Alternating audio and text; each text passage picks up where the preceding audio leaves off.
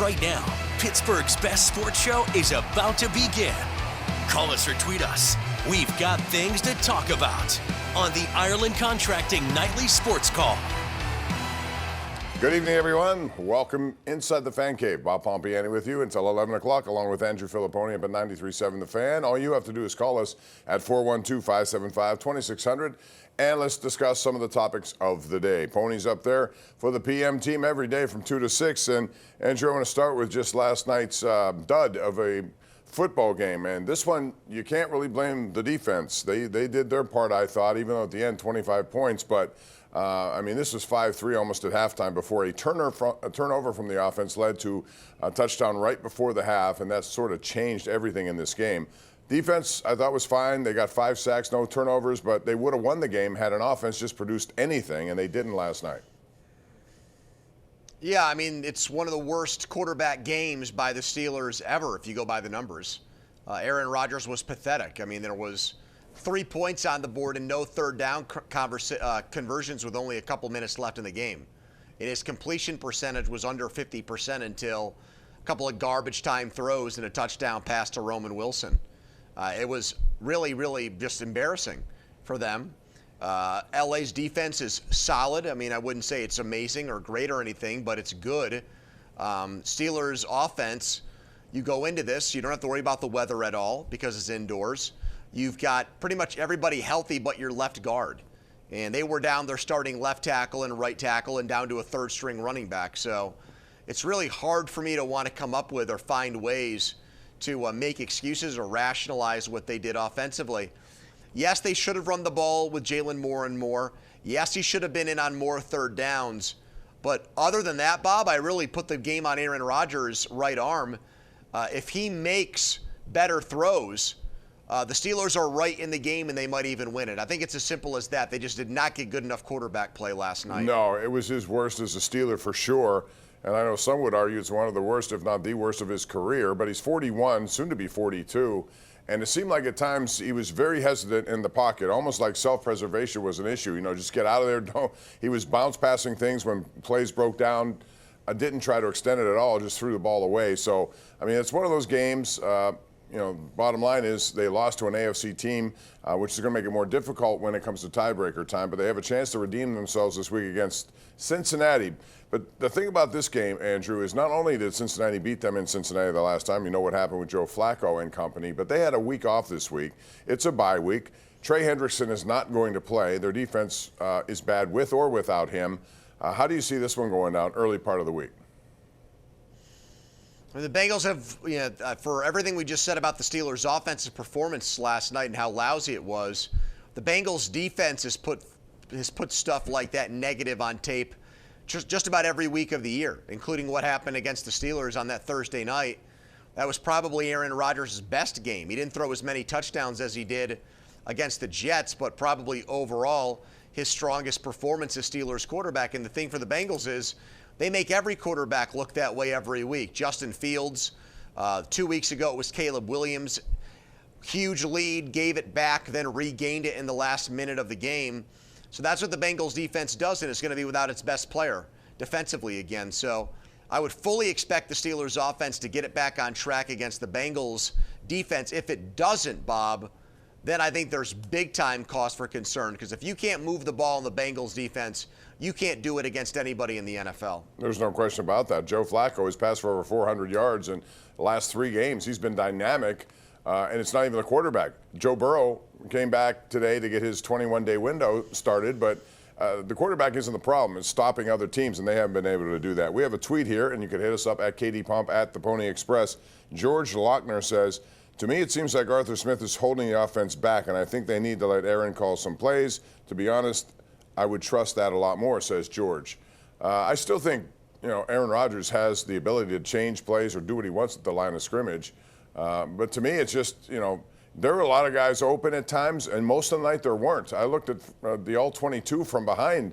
Andrew, there were times when guys were just totally covered. There was nowhere to go. And, you know, they got to get better route running. It makes me go back to the trade deadline and the fact that I still think the Steelers should have done something at that deadline.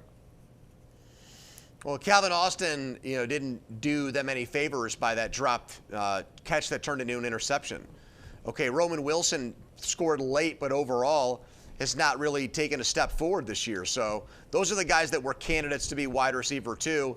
And I don't think either one of them has really showed you in any way that they're capable of taking pressure off DK Metcalf. They paid DK Metcalf a lot of money, and they gave up a second-round pick to get him. And what is he right now? He's a glorified decoy.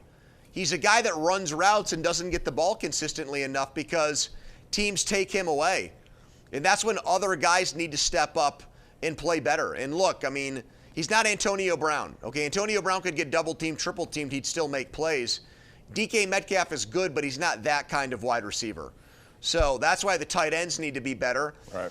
Really, frankly, it's on them because these young wide receivers are not getting there. You're paying Pat Freiermuth and Jonnu Smith a lot of money, respectively, to be a lot better than they've been so far this season, Bob. 412-575-2600 is the number. You see our KDK.com Connect Penn West University poll tonight. Should the Steelers sign Asante Samuel Jr. this week? Yes or no? He made a visit today. He's going to make a visit apparently here still on Wednesday. We'll see what that turns out to be. We got to take a break. Come back with your phone calls. This is the Ireland Contracting Nightly Sports Call. We're live right here on KDKA Plus, and we would love to hear from you.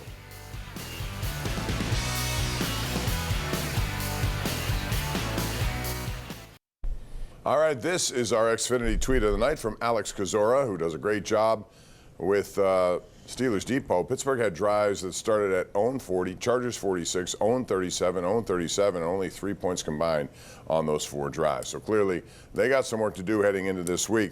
I also want to get in real quick before we go to the phone lines, Andrew, to a comment Pat Narduzzi made today, which was rather interesting, only because he said it the way he said it. He was asked about whether or not this was a must-win. It's Notre Dame. It's not a conference game. The 2 most important games for conference play are the following 2 weeks at Georgia Tech and Miami, and they could still end up in an ACC championship game. However, they had lost to Notre Dame by a combined 103-10 in their previous 2 games, and using that as the context, the question was, is this a must-win? And he said, absolutely not. We can lose by 100 points, and it still doesn't matter. But that's kind of the wrong answer to give, isn't it, on a week that's so big, knowing the college game day is here, knowing that you really want to win this game no matter what. You can knock Notre Dame out. You can also improve your chances if you don't get to an ACC championship game. Yeah, they didn't sit right with me. I get what he's saying, that their clearest path to get to where they want to go is to get into the ACC championship game and win it. But Notre Dame is not just another school. Okay, Notre Dame to me is a Pitt rival. It's not necessarily as intense as Pitt Penn State when those 2 teams decide to play each other. And it's probably not Pitt West Virginia either, but it's right there. And I know a lot of Pitt fans who love the idea of beating Notre Dame, who hate Notre Dame. And to make this game out like it's insignificant or irrelevant, absolutely not. It's going to make Pitt's season if they beat Notre Dame on Saturday and keep Notre Dame from going to the college football playoff. That's going to be a resounding victory and one that gets remembered for a very, very long time.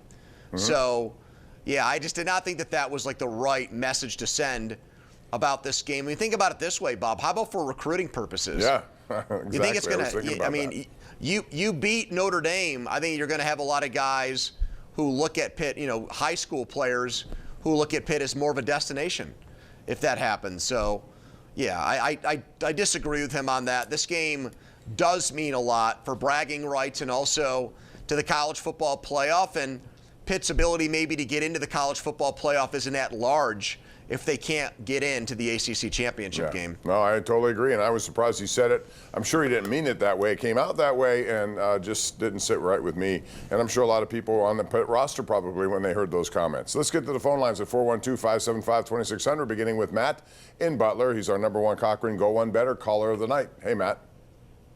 Hey, guys.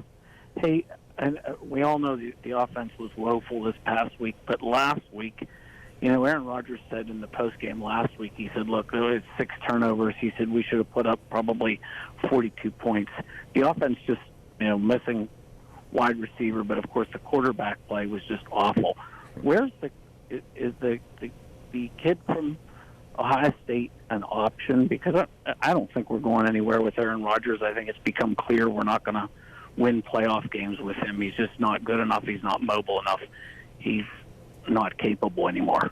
Well, I mean, first of all, coming into this game, a lot of people were talking about Aaron Rodgers being, actually a good quarterback for them at 17 touchdowns and 5 interceptions. As far as Will Howard, he's practicing. They put an activation thing on him, but there's no way that they're going away from Aaron Rodgers this year, Andrew, unless it gets completely bad and we see more of last week, only worse. I just don't think they signed him here to bench him at any point if they were right in the thick of this. Well, I would say this, though. If he plays like he did Sunday, and I don't expect he will, but if he were to play that way against Cincinnati, I wouldn't feel good about playing him against the Bears. I mean, that would be 8 quarters of just really unplayable, unwatchable, unacceptable football. Now, I don't think it's going to go in that direction, but I don't think you can just allow for your season to just go completely south when you have options. I mean, I don't think Mason Rudolph is a great quarterback, but I think he's one of the better backups in the entire NFL, and we've seen other backup quarterbacks go in, like Jacoby Brissett in Arizona this year, for example, and give his team a lift. So that's how I would look at it. I mean, Aaron's got to play, and I do think he will, against the Bengals considerably better, but I'm still baffled by the throws he missed in that game. The DK Metcalf play at the beginning of the game, the Jonnu Smith overthrow, the interception right before the end of the half, the decision on 4th down in the 4th quarter when you're down 12 and you're driving to force that ball to DK Metcalf in double coverage. I thought Aaron Rodgers made decisions with the ball and then missed accuracy-wise, Bob, in ways I haven't seen him in a Steelers uniform so far. Totally agree. And that drive you just mentioned was the turning point of the game because, there were 2 of them. It was the interception that led to the McConkey touchdown over the middle right before halftime, but also when it's 15-3 and you're first down driving into their territory inside the red zone, and he's been good in the red zone. 3 bad throws there. And, I understand the first one was kind of snuffed out and Metcalf was covered and there was nowhere to go with it. But then the other 2, especially the last one, they still could have gotten a first down with something not designed to go to a fade pattern in the end zone. If you miss that, you're done, and they got nothing out of it. So it was a turnover on downs. Let's go to Brad in Brookline. Hey, Brad, how are you? Hey, what's up, guys? First off, I want to talk about the Steelers, but Narduzzi's you know what? He's just a total jackass. But listen. The Steelers. The thing you don't have to go down that road. All you have to do is say that he was wrong for saying it. I'm sorry. I'm sorry. Some guys in front of the microphone are not as good as others, and sometimes I think he struggles in that department.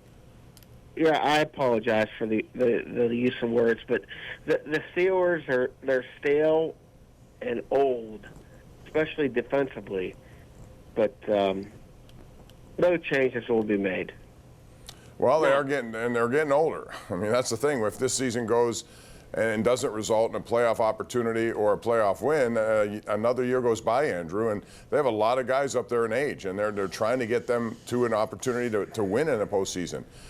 If this year doesn't go well and then they break away from Rodgers, who knows what it's going to look like beyond this year, a quarterback especially. Well, that's why I thought the decisions at the deadline were peculiar to not bring a receiver in. I think they've gotten very defensive about that, my opinion, me personally. I mean, they made a big show of, okay, this is why we traded George Pickens, and they leaked it to the media that he was such a bad guy, even though their public comments for months had been, hey, we support George. Right. He's not that bad. We can make it work. And then after this trade deadline, now we're getting all this information about, oh, they were this close to guys, and the ones they didn't end up getting, the asking price was exorbitant, and they didn't want to do it. And they're talking about what the other people's demands were. The bottom line is it's been 2 years, and it's the same problem. And last year, Pickens got injured, and their season went completely south. They had nobody. Van Jefferson they were throwing the ball to.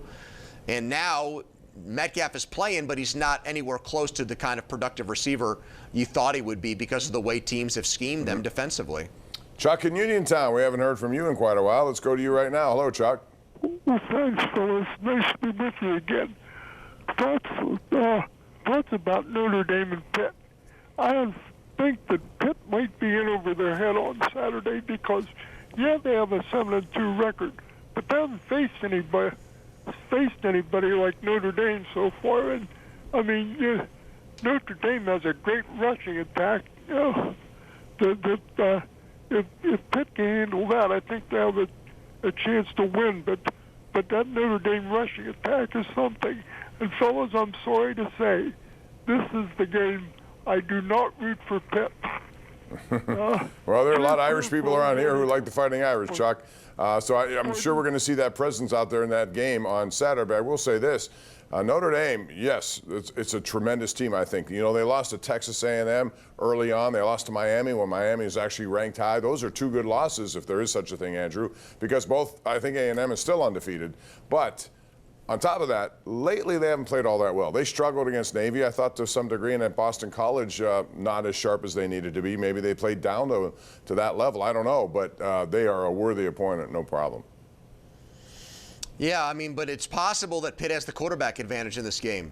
With the way Mason Heinschel has played, C.J. Carr, the grandson of the former Michigan coach Lloyd Carr, has had ups and downs this year, and I think he's playing better right now, but I still don't look at him as like a future NFL quarterback.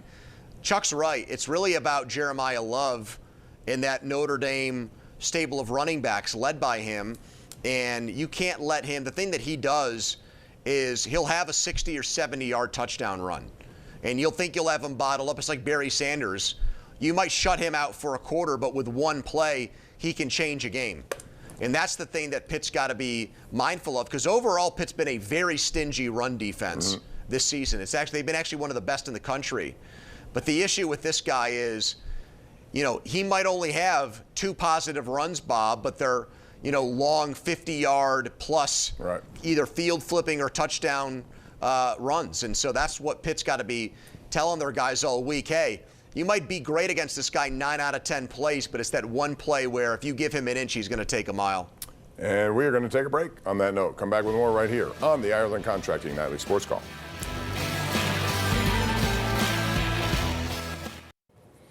Pony, we're fresh out of time, so thanks a lot for your presence here tonight. I'll look forward to talking to you again tomorrow night, same time, same channel. See you, Bob. All right, that's going to do it for us tonight. For Andrew Fillipponi, I'm Bob Pompeani. Thanks so much for joining us. Back here tomorrow at 10:35, we'll continue the conversation, and we'll expand upon it as we get closer to what should be a very busy weekend in Pittsburgh sports. Good night, everyone. We'll see you tomorrow.